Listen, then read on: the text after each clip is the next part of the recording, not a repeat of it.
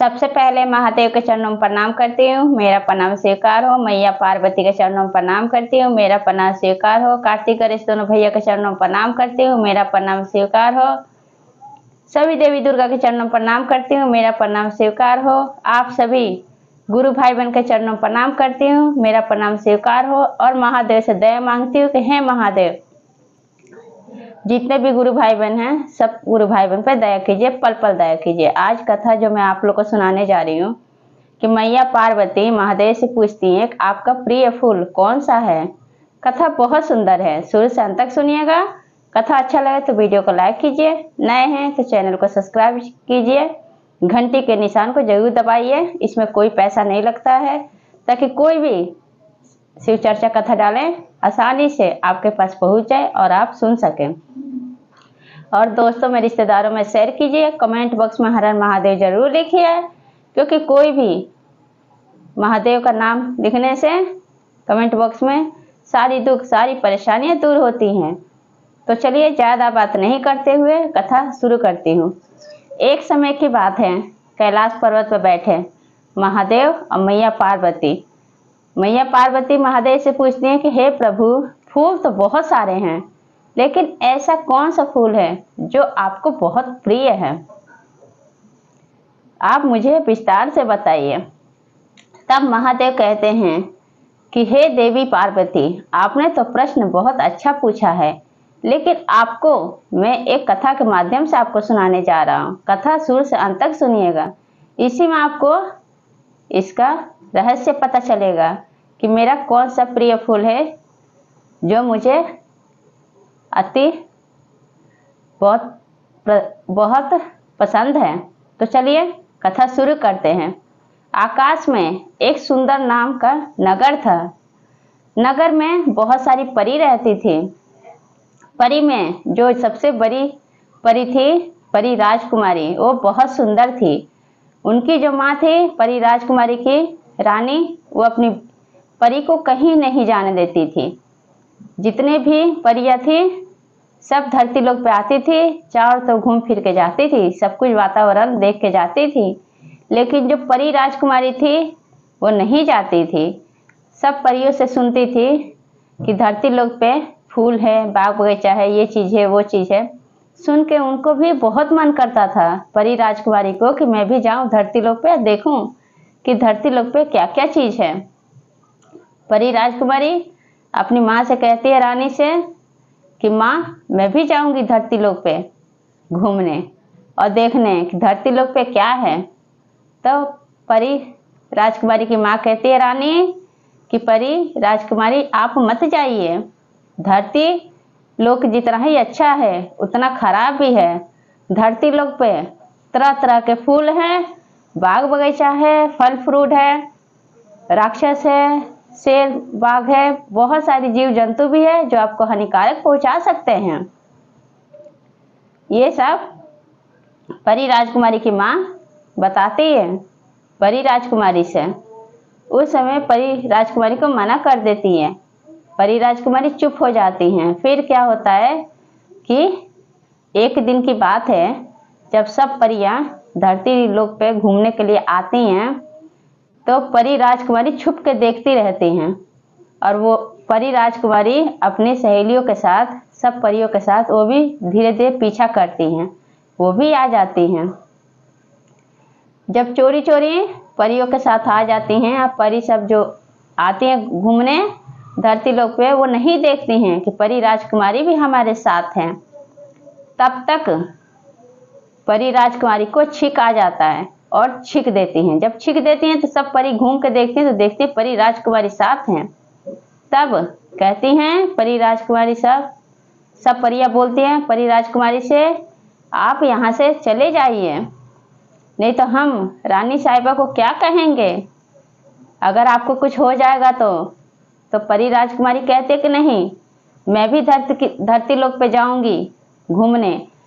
तो तुम सब जब बातें करते हो कि धरती लोक पे ये चीज़ है, वो चीज़ है, सब बातें करते हो, सब जगह का नाम लेते हो, तो मेरा भी मन करता है कि मैं भी धरती लोक पे जाऊं घूमने, मैं भी वातावरण घूमूं, देखूं कि क्या है धरती लोक पे। मैं कैदी की तरह कैद नहीं रहना चाहती हूँ। रानी माँ के कहने पे इस तरह से परी राजकुमारी परियों से कहती हैं। तब ना मानने की वजह से राजकुमारी को सब परियां अपने साथ लेकर जाती हैं तो फूलों के बगीचे में लेकर जाती हैं। वहाँ पे एक फूल राजकुमारी तोड़ लेती हैं। परी राजकुमारी जो थी एक फूल उसमें से तोड़ लेती है, उसको बहुत अच्छा लगता है। तब थोड़ी ही दूर पर क्या देखती है कि वहाँ पे एक गुफा था एक राक्षस का, जो अपने माया जाल से तरह तरह का फूल खिला रखा था।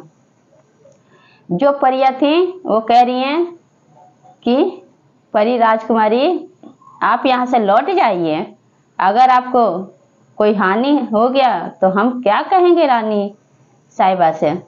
कहती है परी राजकुमारी कि नहीं, अब मैं आई हूँ तो मैं सब जगह घूम के ही जाऊंगी।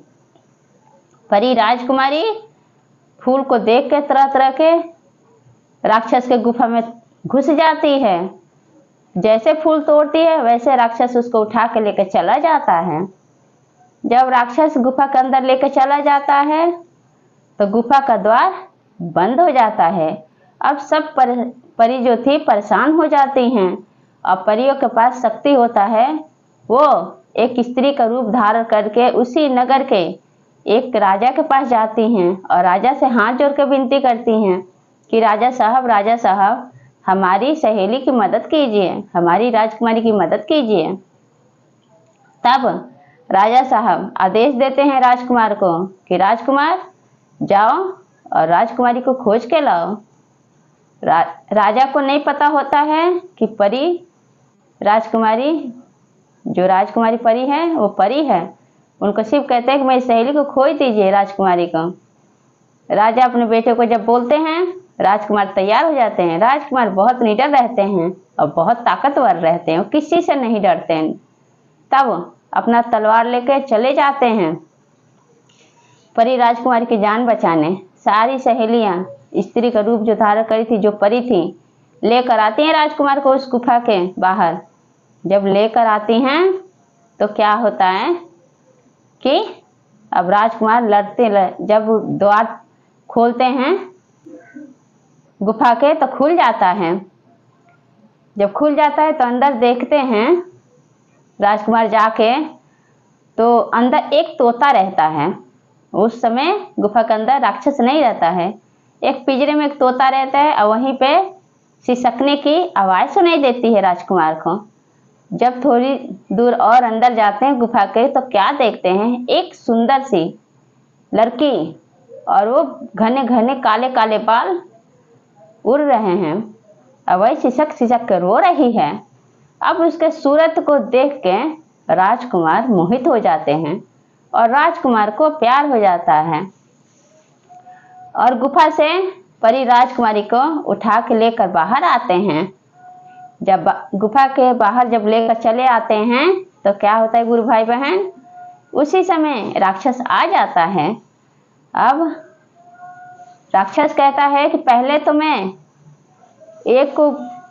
मैं परी राजकुमारी को मार के खाऊंगा और उसके बाद राजकुमार तुम्हें मार के खाऊंगा। आज तो मेरा मन पसंदीदा भोजन मिला है मुझे, ऐसा राक्षस बोलता है। तब राजकुमार क्या करता है कि अपना तलवार निकालता है और राक्षस के हाथ काटता है। जब एक हाथ काटता है तो फिर वो जुड़ जाता है, दूसरा हाथ काटता है फिर वो जुड़ जाता है। वहाँ पे एक पेड़ पे, गुफा के पास एक पेड़ होता है, उस पे दो पक्षी चिड़िया बैठी रहती हैं। वो कहती हैं कि अभी तो परी राजकुमारी और राजकुमार अभी तो एक दूसरे को देखे भी नहीं हैं, पहला पहला प्यार है, अभी पहली बारी जहार भी नहीं किए हैं, लगता है कि अब ये दोनों बचेंगे नहीं, दोनों मर जाएंगे। तब दूसरी चिड़िया जो थी वो कहती है कि आप अपने पति से कहती है कि आप ये बताइए कि क्या इसका कोई तोड़ नहीं है।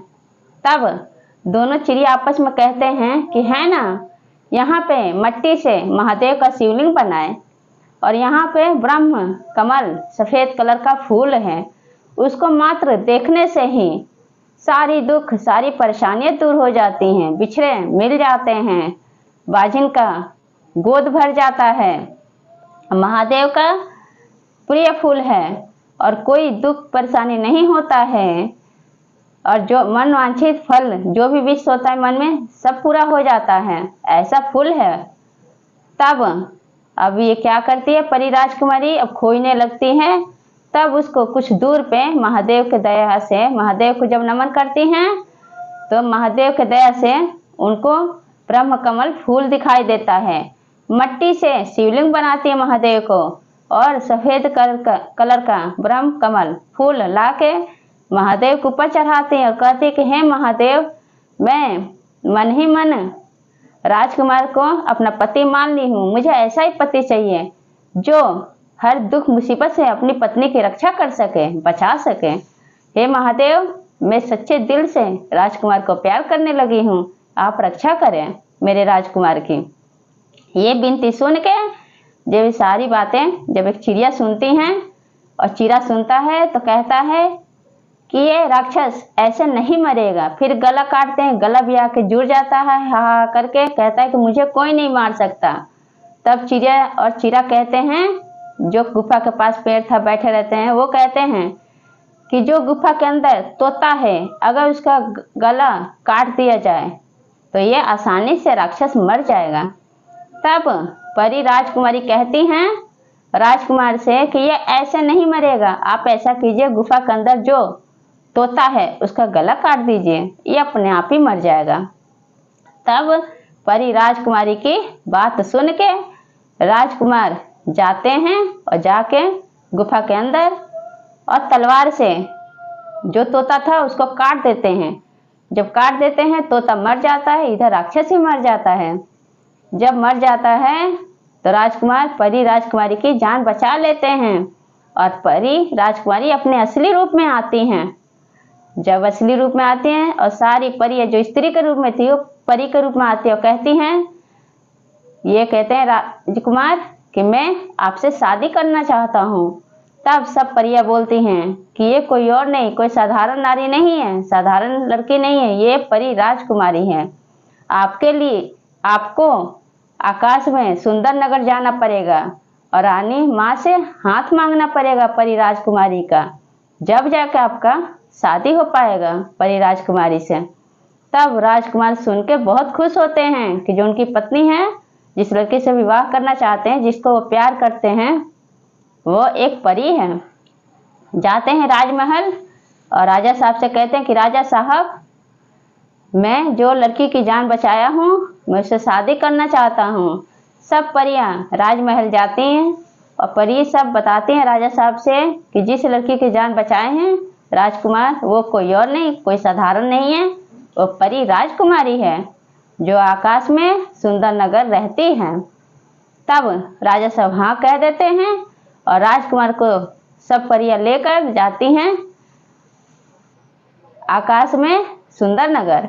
और रानी माँ से राजकुमार परी राजकुमारी का हाथ मांगते हैं, कहते हैं कि रानी माँ, आप हमें परी राजकुमारी का हाथ दीजिए, मैं शादी करना चाहता हूँ। जब परी राजकुमारी की माँ रानी साहिबा जब ये बात सुनती हैं कि मेरी बेटी परी राजकुमारी की जान बचाए हैं राजकुमार, वो खुशी खुशी रानी साहिबा परी राजकुमारी का हाथ राजकुमार के हाथ में दे देते हैं। इस तरह से महादेव और मैया पार्वती देख के मुस्कुराते रहते हैं, खुश रहते हैं। और वहाँ से सुंदर नगर से राजकुमार परी राजकुमारी को अपनी दुल्हन बना के अपने राजमहल ले आते हैं और वहीं पे हंसी खुशी से दोनों रहने लगते हैं। तब महादेव कहते हैं मैया पार्वती से कि हे देवी पार्वती, आपने देखा कि मेरा सबसे प्रिय फूल कौन है, जो देखने से ही सारी दुख सारी परेशानियां दूर हो जाती हैं और बिछड़े मिल जाते हैं। जो बाजिन होती है, बाजिन को पुत्र मिलता है और निर्धन को धन मिलता है। तो चलिए, ये कथा गुरु भाई बहन कैसा लगा आप सब कमेंट बॉक्स में ज़रूर बताइएगा और सब बोलिए हर हर महादेव, माता पार्वती की जय।